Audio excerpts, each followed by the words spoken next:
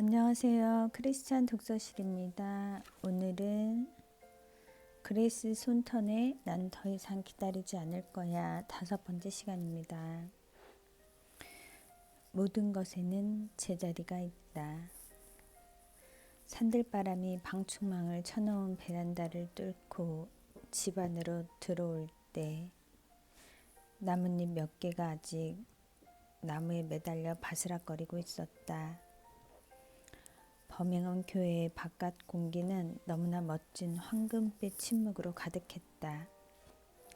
6개월 동안 복잡한 도시 한가운데서 살다가 느끼는 그 평화는 마치 크고 따뜻한 품에 안긴 것 같은 기분이었다. 나는 차를 마시며 귀를 기울였다. 아무 소리도 들리지 않았다. 오, 정말 아름다워. 들리는 소리라고는 바람이 베란다를 통해 들어와 현관문에 걸린 커다란 주황색 나무로 만든 T자를 건드릴 때마다 나는 달그락 소리뿐이었다. 이곳 남부지방에서는 모노그램이 유행이다. 어딜 가나 그것이 있다. 내 여동생은 정말 미친 듯이 모노그램 자수를 놓는다. 그런데 그녀만 그런 것이 아니다. 모든 사람이 결혼식과 임신 축하 파티 때 그것을 선물한다. 모노그램이 새겨진 수건, 모노그램이 새겨진 아기 옷, 모노그램이 새겨진 모자, 티셔츠, 가방. 약간 통제불능 상태 같다. 하지만 나는 그것을 좋아한다. 그리고 내 친구 엘리자베스의 집 현관문에 걸려있던 그 커다란 주황색 티, 내 친구의 이니셜, T자도 마음에 들었다. 어느 날 그녀와 나는 진지한 토론을 하다가 먹을 것을 사러 나갔다. 그녀가 문을 닫자 벽에 걸린 티가 달그락 소리를 냈다. 정말 바보 같은 얘기로 들리겠지만 한동안은 내 이름이 그대로 남아있다는 걸 받아들이기가 힘들었어. 그녀가 말했다. 그녀의 성이 바뀌지 않았다는 건 그녀가 독신 상태임을 나타내는 표시였다. 갓 결혼한 친구가 새 모노그램을 사러 나갈 때마다 그것은 그녀의 삶이 언제나 똑같아 보인다는 걸 상기시켜 주었다. 아마 누구나 그와 같은 표시물을 하나쯤 갖고 있을 것이다. 소셜미디어에 등장하는 친구들의 결혼 사진이라든가 가족 사진이 있는 크리스마스 카드들로 가득 찬 우편함 같은 것들은 우리에게 이루어지지 않은 꿈을 항상 원했지만 아직 실현되지 않은 어쩌면 결코 이루어지지 않은 삶을 상기시켜준다. 많은 사람들에게 그것은 쉽게 받아들여지지 않는 일이 아니었다. 잠에서 깨면 여전히 현실을 상기시키는 것들이 있다. 나에게도 그런 것이 있었다. 내가 16살 때 직접 골라서 손가락에 낀 것이었다. 진정한 사랑은 기다린다 라는 글이 새겨져 있는 단순한 금반지였다. 그 문구는 우리가 청소년부에 있을 때 10대들에게 결혼할 때까지 성관계를 갖지 않기로 서약하도록 격려하는 대중운동의 한 부분이었다. 그 반지는 하나님과 미래의 배우자에게 한 약속을 상기시켜주기 위한 것이었다. 처음으로 그 반지를 꼈을 때 그것을 약간 성스러운 것으로 여겼던 기억이 난다. 진실함과 순결의 상징이었기 때문이다. 둘 다 좋은 것이다. 그런데 내가 인식하지 못하는 사이에 그 전반적인 개념이 내 영혼 안에 더 깊은 문제들을 만들어냈다. 그 금반지는 나도 모르게 내 마음속으로 슬그머니 들어왔다. 그것은 희망의 상징, 즉 언젠가 내가 원하는 삶이 이루어질 거라는 희망의 상징이 되었다. 그것은 내가 기다리는 것이 있음을 상기시켜 주었다. 그것은 곧 사랑, 결혼, 가족으로서의 삶이었다. 내 마음은 또각또각 발소리를 내며 걸어가기 시작했다. 그것은 상인이 될 때까지 계속되었다. 나는 내가 해야 할 일을 했어. 지금쯤이면 하나님이 나에게 누군가를 보내주셨어야 하는 거 아니야? 하나님이 이런 분이야? 하나님이 이런 분이라면 과연 내가 원하는 것이 맞는지 잘 모르겠어. 이런 생각을 한 것이 나뿐이었다고 생각하지 않는다. 그것은 마음의 묘지이며 20대 중반 이상의 독신자들이 현실을 깨닫기 시작하는 지점이다. 우리가 늘 꿈꿔왔던 많은 일들이 실제로 이루어지지 않고 있다는 현실 말이다. 그 깨달음이 우리 각 사람에게 미치는 영향은 조금씩 다르다. 그러나 그들이 그것을 즉시 인식하든 못하든 그것을 큰 소리로 말하든 하지 않든 간에 많은 사람들이 지니고 있는 공통적인 큰 상처가 있다. 하나님이 진정 누구신지 더 이상 확신할 수가 없다는 것이다. 하나님 또는 우리가 하나님이라고 생각했던 분은 어린 청년들이 어떻게 살아야 하는지에 대해 하실 말씀이 많은 분이었다. 이를테면 결혼할 때까지, 하나님이 적절한 사람을 보내주실 때까지 어떻게 기다려야 하는지 말씀해 주셨다. 그것은 10대에게 큰 도전이 될 수 있다. 청소년 지도자들이 그와 같은 헌신에 대한 동의를 얻으려면 많은 노력이 필요할 수 있다. 그러나 그 지도자들이 반지를 사게 할 때는 그들에게 유리한 점이 있었다. 바로 결승선, 목적지가 있다는 것이었다. 그것은 결혼이었다.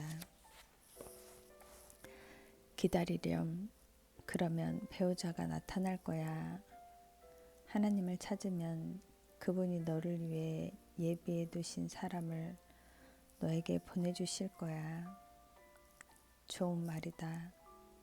그들은 뭔가 기대할 것이 필요했던 고등학생들의 눈에 희망의 불꽃을 심어주었다. 그들이 압박감이나 외로움을 잊어버리도록 도와주고 더 좋은 것이 오고 있다는 걸 알게 해줄 무언가가 필요했던 것이다. 가만히 기다려. 하나님을 위해 살면서 그저 기다리면 돼. 그 아이들이 10년, 15년 혹은 30년 뒤에도 여전히 싱글로 남아있을 때 그들의 눈 속에서 깜빡거리는 작은 불꽃이 믿음을 붙잡으려고 안간힘을 쓰는 것을 보게 될 것이다. 그 불꽃이 이미 꺼져버리지 않았다면 말이다. 그 이유는 그 아이의 마음속에 심겨졌던 목적지가 하나님이 아니었기 때문이다. 그것은 한 사람 하나의 꿈이었다. 결코 이루어지지 않은 인생의 꿈이었다. 혹 이루어졌다고 해도 그 삶이 궁극적인 만족을 주지는 못했을 것이다. 결혼, 그것은 하나의 꿈에 불과하다. 그와 같은 것들이 무수히 많다. 그 모든 일들이 이루어지진 않겠지만 그것은 우리 마음에 새겨진다. 우리가 원하는 삶과 지금 이곳에서 하나님이 우리를 위해 예비하고 계신 것에 대한 황금빛 생각들 말이다. 건강, 좋은 직장, 가족, 목적 있는 삶 등이 그것이다. 모두 좋은 갈망들이다. 그러나 그것을 조심스럽게 가져가지 않으면 그것이 우리의 믿음을 무너뜨릴 수 있다.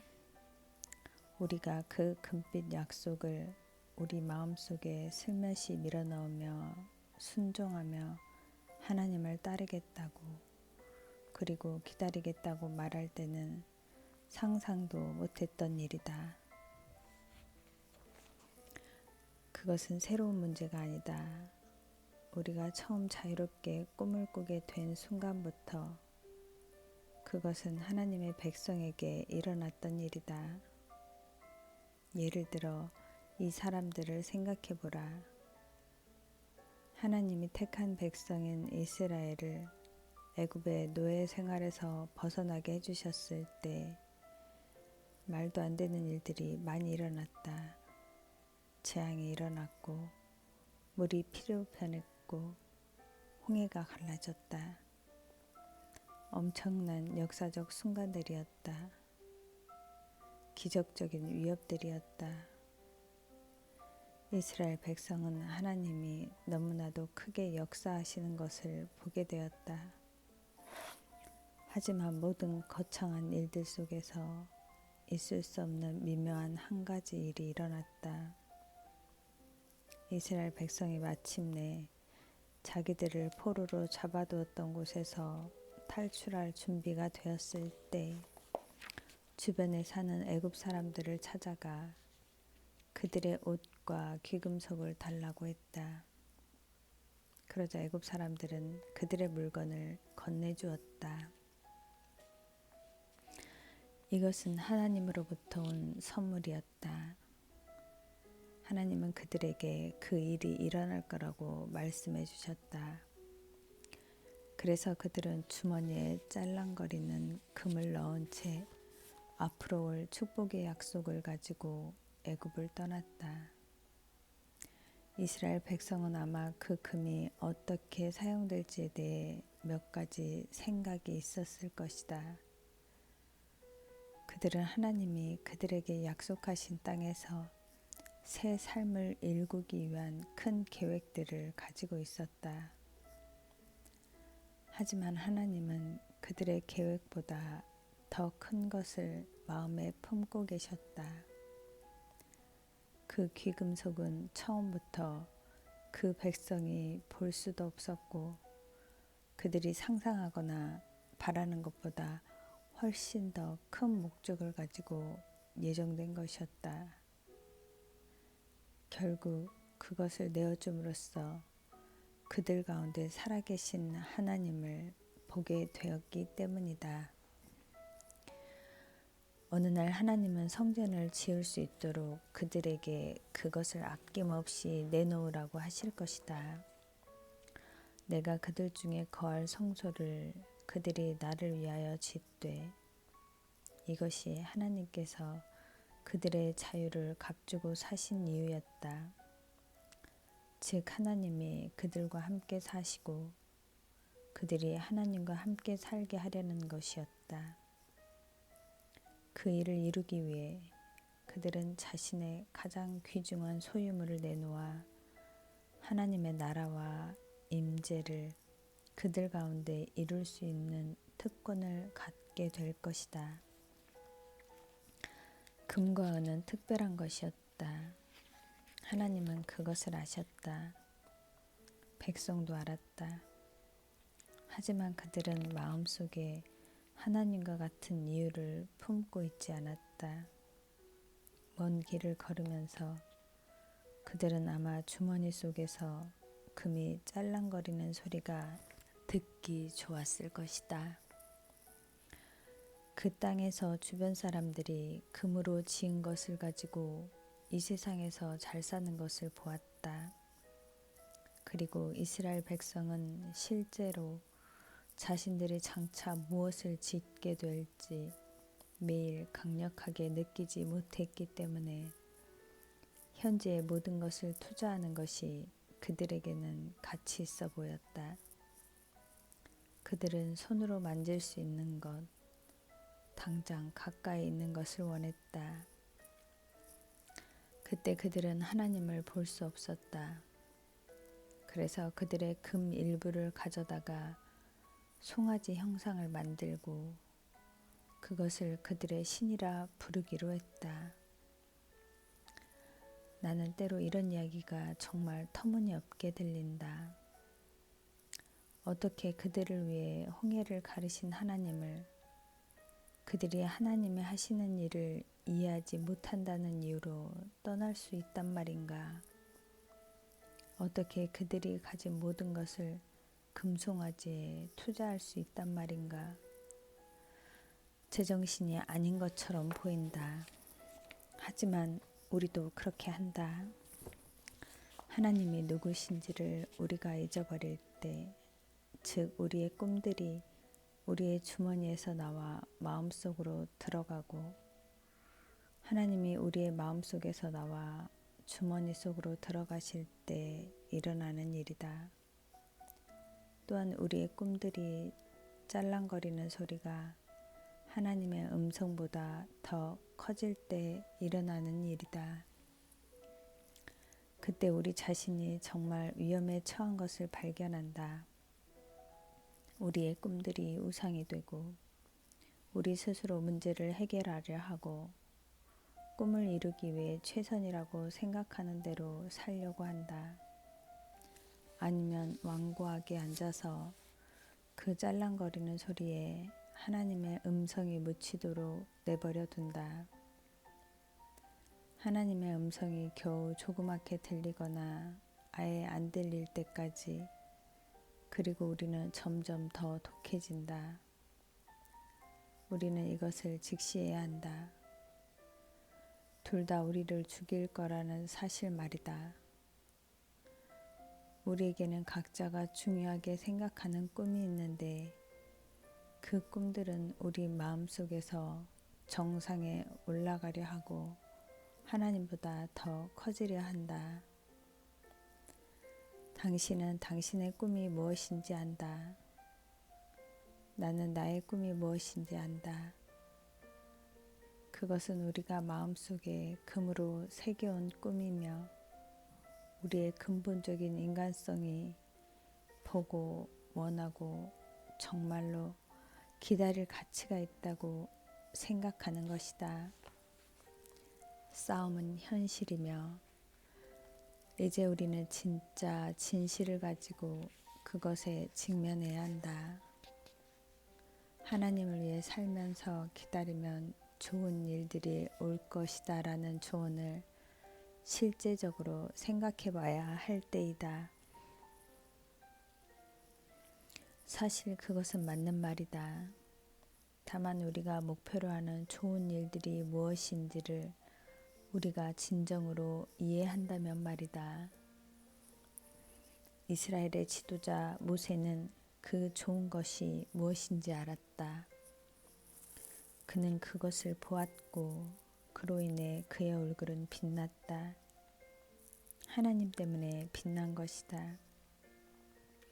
우리의 주머니 속에서 짤랑거리는 꿈들이 아니라 산과 우주보다 더 크신 하나님, 불타는 사랑으로 우리에게 달려오시는 하나님이 우리의 보물이심을 알아야 한다. 우리가 목표로 삼고 살아야 할 좋은 것은 바로 하나님이시다. 같은 말이지만 아주 작은 뉘앙스의 차이가 큰 차이를 만들어낸다. 하나님을 위해 사는 삶, 또 다른 의미의 하나님을 위해 사는 삶 같은 것 말이다. 하나님을 위해 삶은 우리가 가진 삶에, 또 우리가 삶 속에서 원하는 것에 하나님을 포함시키는 것이다. 금을 주신 하나님께 감사하고 우리가 좋은 삶을 살 수 있도록 하나님을 기쁘게 하는 삶을 사는 것이다.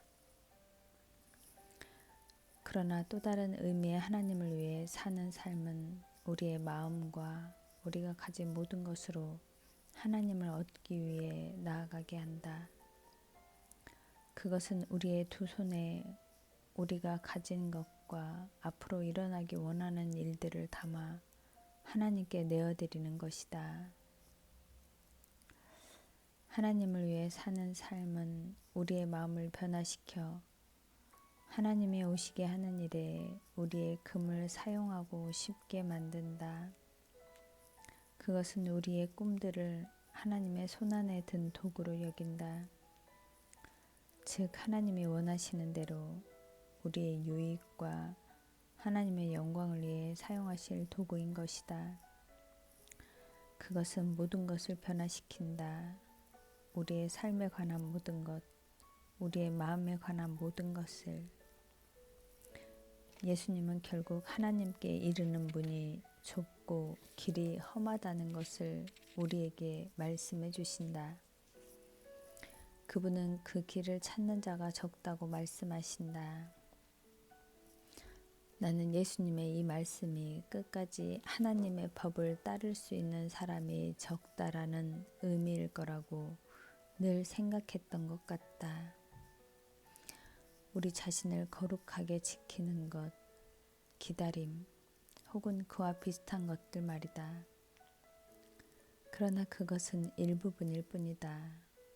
거룩하게 되는 것, 더욱더 그리스도의 형상을 담게 되는 것도 한 부분이다. 또한 순종하며 사는 것도 매우 중요하다. 하지만 모든 선한 것으로 들어가는 문이 좁은 데는 더 큰 이유가 있다. 그것은 우리가 하는 일과 관련된 것만이 아니라 우리가 사랑하는 것과 관련이 있다. 우리가 원하는 것, 우리 갈망의 중심에 있는 것과 관련이 있다. 하나님이 우리의 삶에 주신 목적에 모든 소망을 두며 하나님과 함께하는 삶을 꿈꾸며 사는 것과 관련이 있다. 우리가 하는 일이 우리가 사랑하는 분에게서 흘러나오는 걸 말하는 것이다.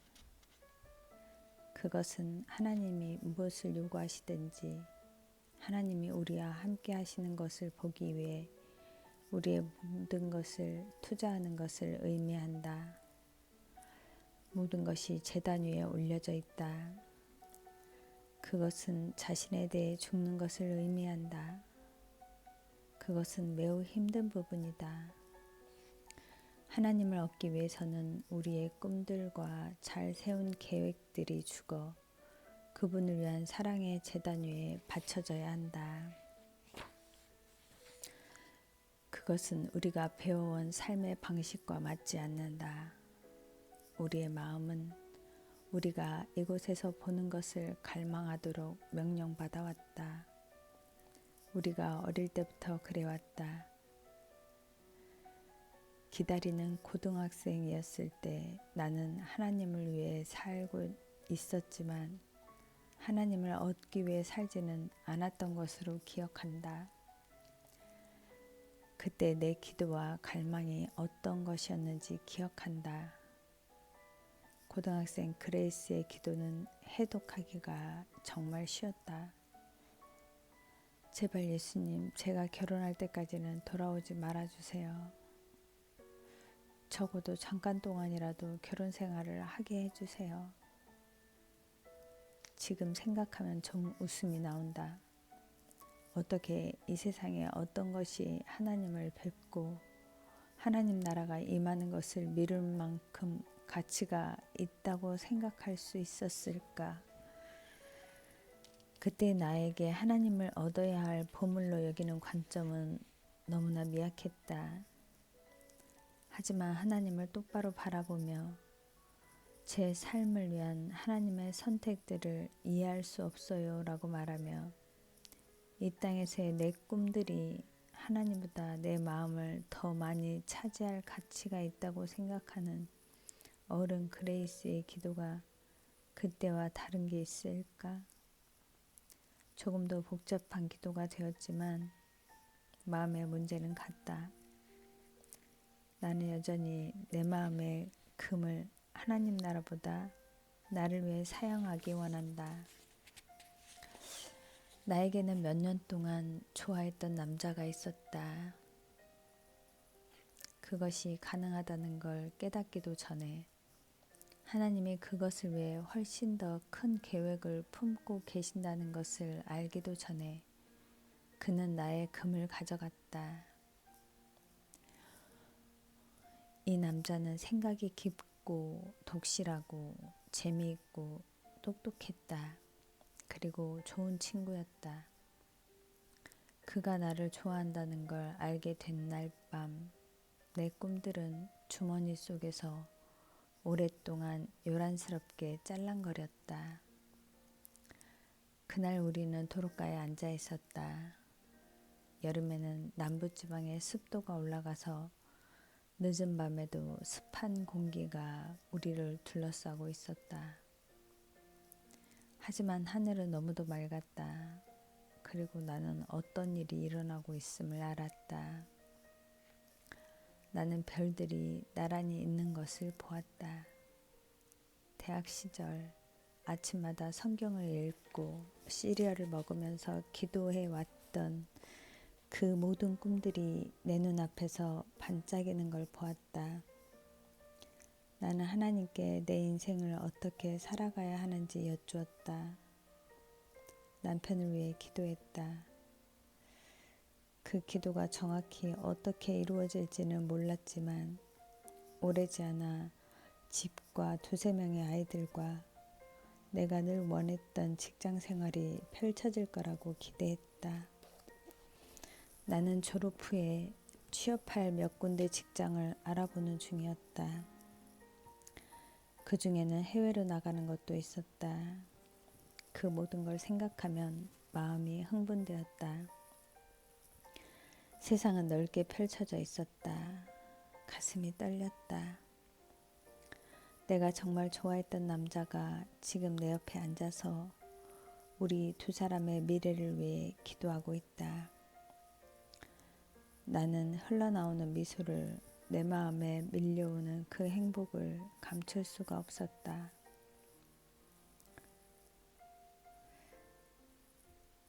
이것이 제가 원하던 것이었어요. 감사합니다, 하나님.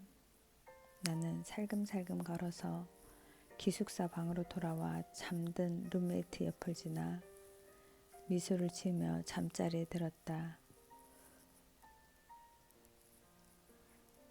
그날은 전혀 잠을 자지 못했던 것 같다.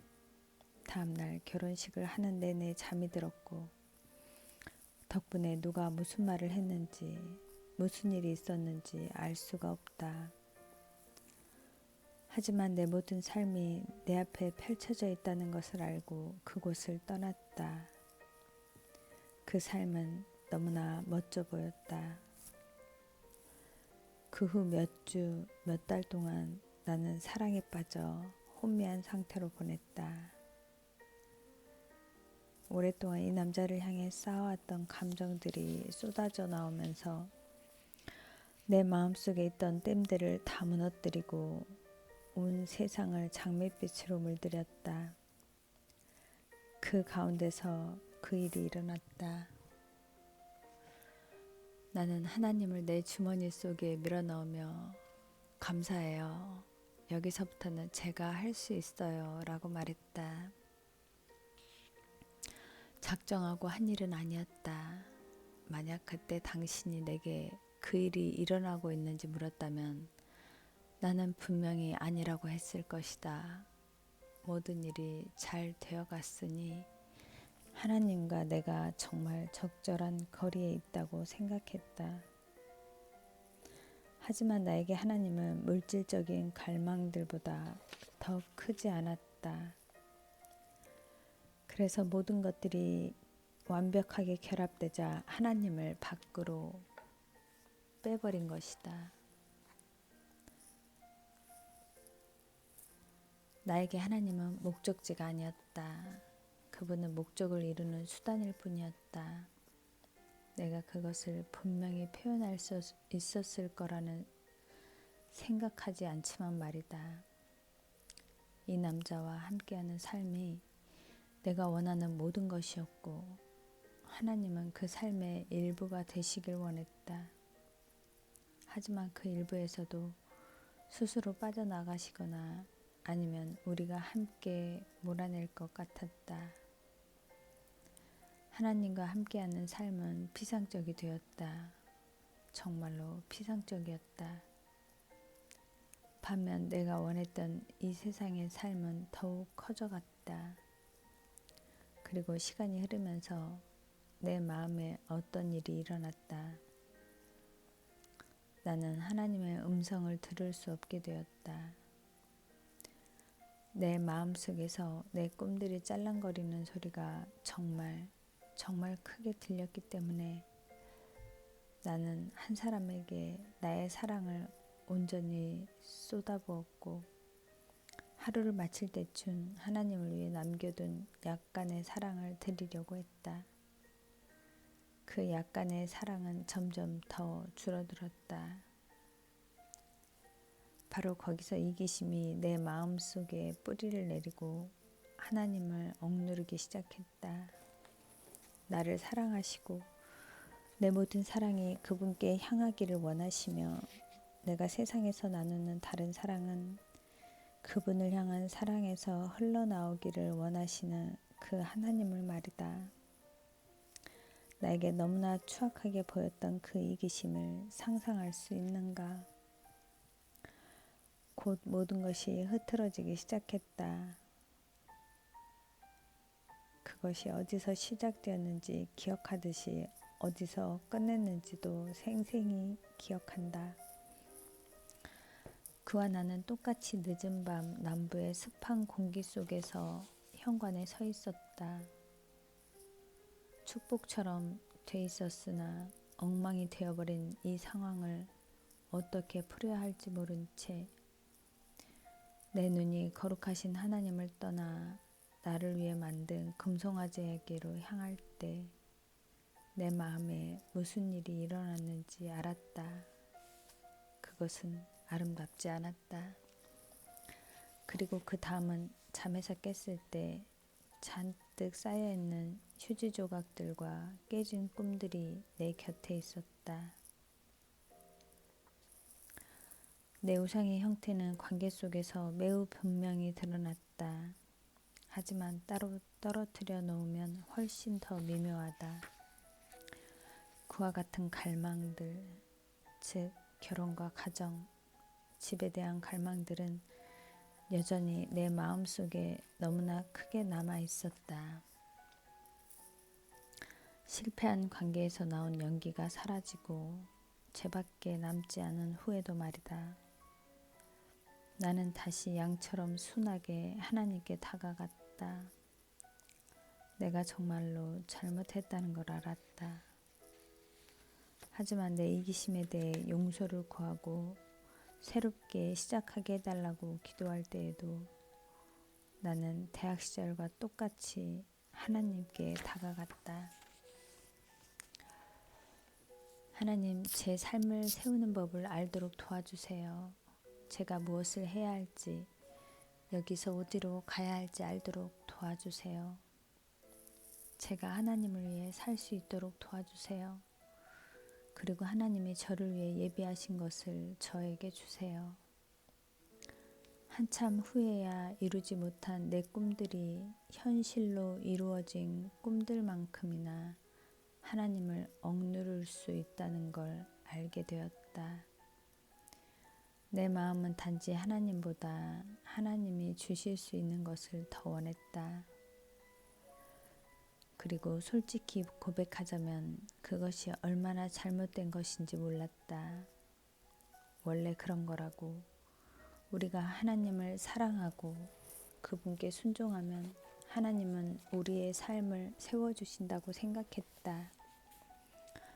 한편으로는 왜 그것이 옳게 느껴지지 않는지, 왜 내 마음에 잘 정돈된 것처럼 느껴지지 않는지, 왜 내 마음속 불안감이 좋은 불안감처럼 느껴지지 않는지 이해할 수 없었다. 하나님은 이것보다 내 인생 계획의 감독자보다 더 순종에 대한 보상으로 내가 원하는 삶을 쉽게 가져다주는 하나님보다 더 크신 분이셔야만 했다. 하나님이 더 커지셔야만 했다. 그렇지 않으면 하나님이 내 마음속에서 세상의 꿈들을 넘어서지 못하실 것이다. 나는 하나님을 더욱 사랑하지 못할 것이다. 내가 좋아하는 남자가 나를 좋아하기 시작했을 때 내 세상을 장밋빛으로 물들게 했던 그런 사랑으로, 그보다 더 깊고 진실한 사랑으로 하나님을 사랑하지 못할 것이다. 단지 나는 아무 느낌도 없는 종교적인 사랑, 하나님이 책임자이시며 중요한 분이시라는 걸 인정하는 정도의 사랑으로 그분을 사랑할 것이다. 그러나 그것은 아무런 소용이 없을 것이다. 나는 하나님이 내 진짜 사랑, 내 진짜 금을 가져가시길 원했다. 그래서 25의 나이에 16살 때부터 끼고 있던 반지를 빼버렸다. 내가 그렇게 했다는 걸 아무에게도 말하지 않았다. 그냥 그날 내 손에서 반지를 뺐고 상자 안에 넣기 전에 손가락으로 반지에 새겨진 글씨를 쓰다듬어 보았다. 그리고 이렇게 생각했던 기억이 난다. 기다려라. 대체 뭘 기다리라는 거지?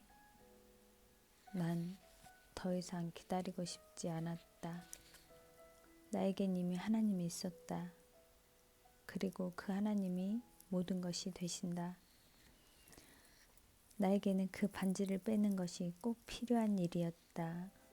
많은 사람들에게 그와 같은 반지는 좋은 의미를 가진다. 실제로 그것은 하나님께 했던 헌신과 순결을 확실히 상기시켜 줄 수 있다. 그리고 그것은 좋은 것이다.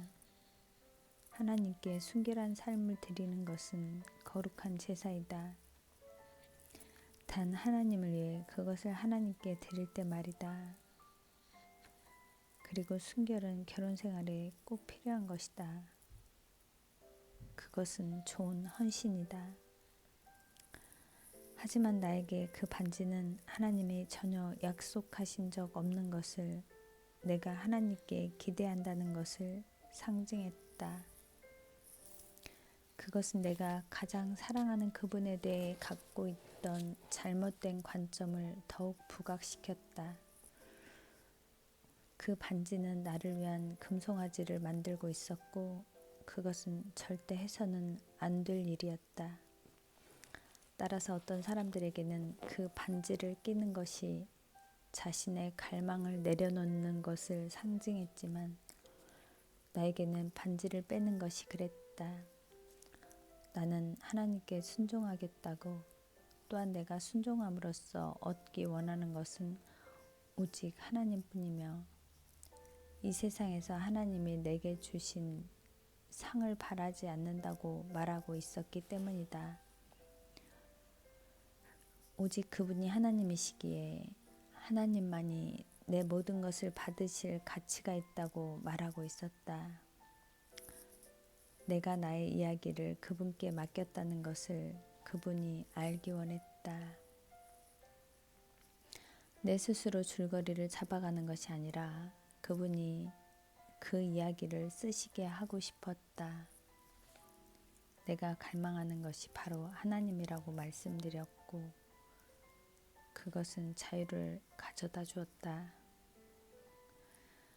무언가가 시작되기를 기다리지 않고 살 자유, 하나님을 사랑하고 땅의 것들을 아주 느슨하게 잡을 수 있는 자유, 새로운 꿈들을 꿀 자유, 하나님께서 그 꿈들이 내가 전에 가졌던 꿈들보다 얼마나 더 좋은지 내게 보여주실 자유. 하나님은 그렇게 해주셨다. 하나님은 내게 그것을 보여주셨다. 시간이 갈수록 하나님의 꿈들, 즉 내가 하나님을 더 잘 알고 하나님이 사랑하시는 것을 사랑하며 하나님을 따르는 일에 내 인생을 투자하고자 하는 갈망이 내 영혼이 숨쉬는 공기가 되었다. 그것은 가질수록 더 많이 갖고 싶어진다. 그것은 실제적이고 올바른 갈망이다. 그리고 놀라움을 느끼게 한다. 그것은 오직 하나님만 칠하실 수 있는 멋진 색을 세상에 덧입힌다. 하나님이 내 온 마음을 차지하심으로 치유가 밀려들어오자 하늘이 맑아지고 모든 것이 정돈되었다. 진짜 그랬다. 나는 그 일을 경험했다. 공기 중에 세상 속에서 마음 속에서 일어나는 분명한 변화를 보았다. 감사해요 하나님. 제가 원했던 모든 것보다 더 좋습니다. 하지만 하룻밤 사이에 모든 것이 명확해지진 않았다. 그것을 이루는 재료들이 한동안 내 주머니 속에서 따로따로 돌아다녔다. 나는 사람들과 점심을 먹으면서 이에 대해 이야기를 나누었고 출근길에도 생각했으며 정말 오랫동안 생각하고 또 생각했다. 그러다가 마침내 다급함이 그것을 표면으로 밀어내며 이제 때가 됐어. 넌 정말로 그것 없이 살 수 없어 라고 말했다. 몇 달 동안 버밍엄 목사님이 하나님의 말씀을 사랑함으로 하나님께 대한 사랑이 자라난다라는 걸 강조하셨다. 그 말씀을 듣고 나서야 마침내 나는 모든 것을 걸 수 있었다. 우리 목사님이 옳았다. 그 일에는 훈련이 필요했다. 끈기와 성실함이 필요했다. 며칠, 몇 주, 몇 달이 지나면서 한 방울씩 떨어지던 물이 양동이에 가득 찼고 나는 마치 몇 년 동안 어쩌면 평생 물을 마셔본 적이 없는 사람처럼 그 물을 벌컥벌컥 마셨다. 그리고 그것은 나의 생명이 되었다. 우주보다 크신 하나님이 마침내 내 마음속에서 커지셨다. 그분이 커지시자 내 마음이 따랐고 내 순종이 따랐다. 그 둘은 나란히 함께 간다. 우리는 알고 사랑하고 따른다. 하나님을 알아갈수록 나는 하나님과 더 많은 대화를 나눌 수 있고 하나님이 내게 원하시는 것을 더 많이 구할 수 있다. 하나님은 저를 사랑하십니다. 저를 아시고 제 말을 들으시며 제 유익과 하나님의 영광을 위해 어떤 일들을 이루고 계십니다. 저는 이것이 사실임을 압니다. 제 인생을 주님이 원하시는 길로 하나님 나라를 위해 가장 좋은 길로 인도해 주세요.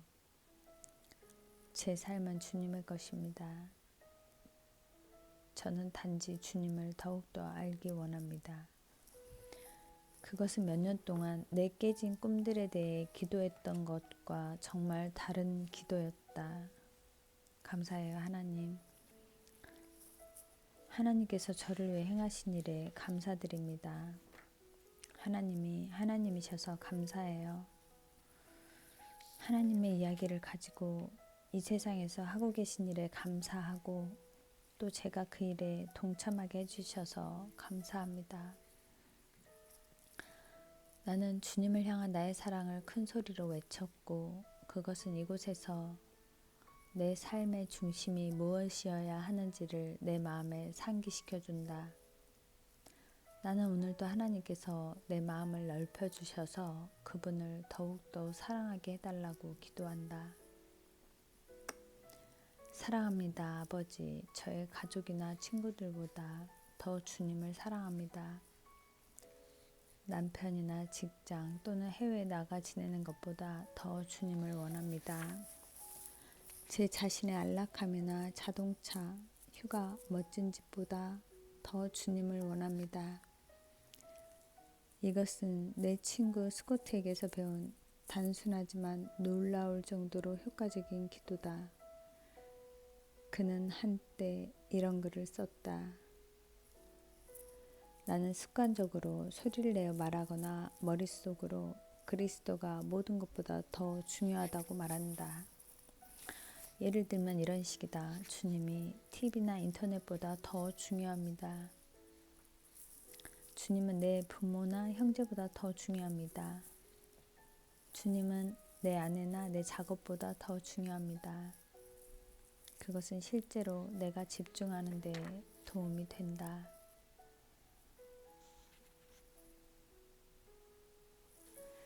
그것은 나에게도 도움이 된다. 나는 하나님께 내 가족이나 친구들이나 인터넷이나 내 꿈들보다 더 중요한 그분께 내 마음을 쏟아놓는다. 그의 말씀을 천천히 읽으며 그분의 말씀이 내게 밀려오게 한다. 하나님이 진정 누구신지 알아가며 그래서 원수와 세상이 거짓말을 속삭이려 할 때 나는 그들의 의도를 알아챈다. 그럴 때 나는 고백한다. 하나님은 저를 버리지 않으셨습니다. 하나님은 결코 저를 떠나지 않을 것입니다. 하나님은 저를 사랑하십니다. 하나님보다 더 귀한 것은 없습니다. 내 친구 캔디스가 나를 위해 만들어준 것이 있다. 검정색 캠퍼스에 하얀 글씨가 쓰여 있고 그 주변에 둥글게 녹색 화환이 그려져 있는 것이다. 그것을 좋아하는 나는 매일 아침 일어나 제일 먼저 보이는 곳에 걸어두었다. 캠퍼스에 쓰인 글은 오디리 아사드의 내게 좋은 것이란 노래의 첫 가사를 따온 것이다.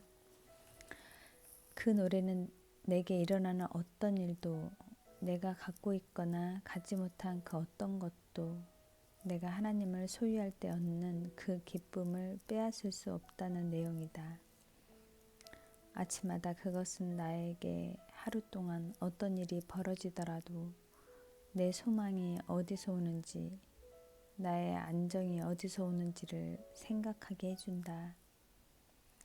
하나님의 약속에 관한 근본 진리, 하나님의 선하심이라는 든든한 기반, 할렐루야, 그러한 것들은 결코 변치 않을 것이다. 요즘 나는 삶과 마음 속에서 그렇게 진리를 상기시켜주는 것들을 붙잡고 있다. 그것은 내 모든 삶이 달려가고 있는 목적지로서의 하나님을 바라보게 해준다. 나는 하나님을 원한다. 하루를 살아가려면 내게는 하나님이 꼭 필요하다. 변함없는 사랑과 진리와 갈망들로 내 마음을 채워주시는 하나님이 필요하다. 내가 하나님을 알고 그분이 누구신지를 상기할 때 내 마음이 변화된다.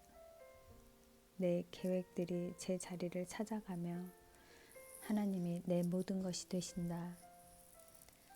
하나님이 나를 위해 쓰기 시작하시는 새로운 꿈들은 나를 곧장 하나님께로 인도한다. 그것은 하나님의 말씀에서 시작된다.